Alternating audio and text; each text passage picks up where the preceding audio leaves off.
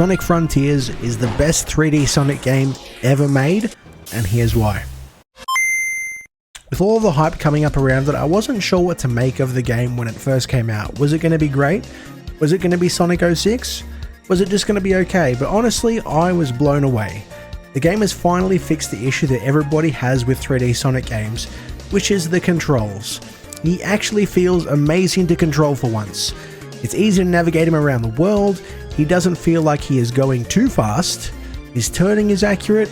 I'm honestly quite surprised that it took so long to get here, but I'm glad we're finally here. Don't get me wrong, the other games that have come out have been great, like Generations and Sonic Mania, but this is the first 3D Sonic game that actually feels really good to play and is honestly quite amazing.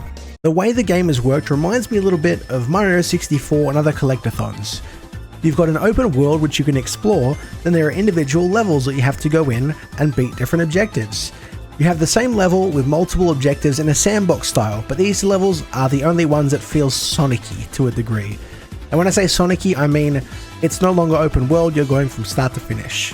The thing I like about these is once you get the S rank, so once you beat it as quick as you possibly can, you actually get to take your time going through the levels and you can appreciate the level design, the enemies, and you're not in a rush. Once you've done it, it's not going to penalize you for not doing it again. It works the same with the red rings as well. If you do a run and you get 3 out of 5 of the red rings, the next time you go to retry it, you only have to get those last 2. You don't have to get all 5 every time, which is so great. All these levels have the same goals, at least in the early game, which is finish it with X amount of rings, just finish the level, collect all of the red rings, and finish within a certain time to get an S rank as well. It's a very simple formula, but breaking the game out like this truly makes a difference in my opinion, because you not only get to enjoy the open world, the good control, the ability to explore, but you also get those infusions of speed and Sonic. You still get those in the open world to a degree, but these are all bang bang bang as quick as you can. It feels great, it's actually very solid, and the way they've done it reminds me a lot of Breath of the Wild, where you get to explore around, you find yourself a shrine, and you get to do the puzzle. It's exactly the same, but Sonic, but obviously more fast-paced. It's really cool, I really like it. Speaking of differences, the world is incredible. It's vast, it's huge, it's great to explore.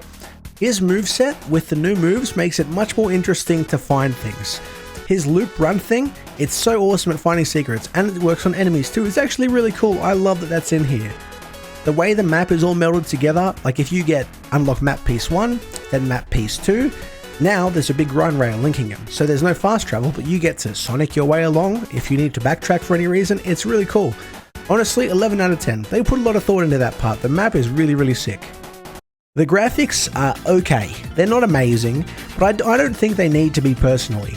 I would rather have a good Sonic game, which this game is, as opposed to a nice looking Sonic game that controls like a car with blown out tires. They have removed his super dash thing, which makes him invincible, and the need to slide under stuff during levels, which would bring the gameplay to a standstill. I'm glad that's gone. His spin dash in this game is also rarely used, which is very good. His homing attack is now a separate button as opposed to mash the jump button, so you can select strategically what you want to home onto. I think that's really cool. That actually changes the gameplay up completely. There have been 1 or 2 jank moments, but this game is day one, and honestly, I feel like they were my fault for trying to go somewhere I shouldn't have. The music is great, very atmospheric, but nothing amazing to write home about either, if I'm being honest. I do like the fact that they did depart from the normal Sonic tunes and didn't just remaster them for the millionth time. The way the game is split up into different islands is really great, but I don't agree with the whole new island, lose all of your power-ups and Chaos Emeralds. Spoiler, but not really, because that's the first island, you go to the next one. It feels very Dragon Ball Z, like you make a wish, the Dragon Balls scatter, but instead it's your emeralds, but it still doesn't make sense why he would lose his power-ups. But hey, that's just an opinion, I don't really know. All in all, would I recommend you get the game? Absolutely I would. Is it worth it? I personally think it's really worth it. If you have enjoyed Sonic games in the past, you will definitely like this one as well. I've been playing the Sonic games since the original ones, like literally the first ones on the Genesis and the Master System, and I must say this is one of the most intriguing ones to date. That's all I have to say.